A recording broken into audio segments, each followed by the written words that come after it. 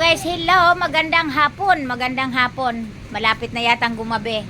Ayan guys, nag-ayos na tayo guys, naghanda na tayo sa ating lulutuin. Lilinisin ko na guys ang aking lulutuin, mga dahon. Ayan guys, lilinisin ko na yung mga dahon ko guys. Alugbate, talbos ng kamote, dami nito guys, oh, dami. Tas madaming malunggay ko din, madaming aking malunggay. Tas yung kalabatsa. Ayan aking kalabasa. Ayan aking kape itabi ko. Ayan ang aking kalabasa. Isang buo. Ayan, pagpasensyahan na yung aking lamisang. At saka ukra. Ayan, madaming ukra. Ang aking lamisang cute nga nagkalat. Ayan guys, lilinisin na natin. Unahin natin paglinis ang malunggay kasi ito yung matagal eh. Matagal ako maglinis nitong malunggay guys.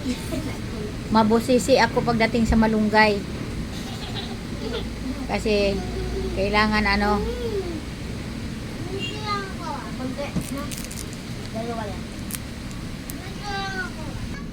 Kayo kita mong nagulay ako, hanapan mo ako. Mas gustuhin mo pa magulam ng yung apo ko guys. Kitang naggulay yung ako eh. Minsan nga lang magulay, gustuhin pa magulam ng Milo. Pasensya na guys, ang dami naming sampay ngayon. Loaded na loaded ang aming bubong. Kay ilang araw na tong ulan. Wala pang kahangin-hangin, walang init. Kaya ang daming ano. Ayan, dito na tayo guys sa ano guys. Alugbati. Ayan, gusto ko talaga maraming dahon. Alugbati. Sarap to guys. Maraming dahon. Ang favorite dahon ng alugbati. Ayan, marami tayong alugbati. Ayan guys. Alugbati.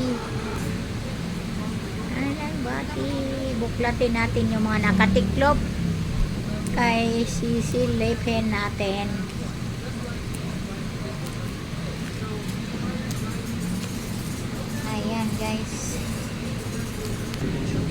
Ayan guys, talbos naman ang kamote, kulay red guys.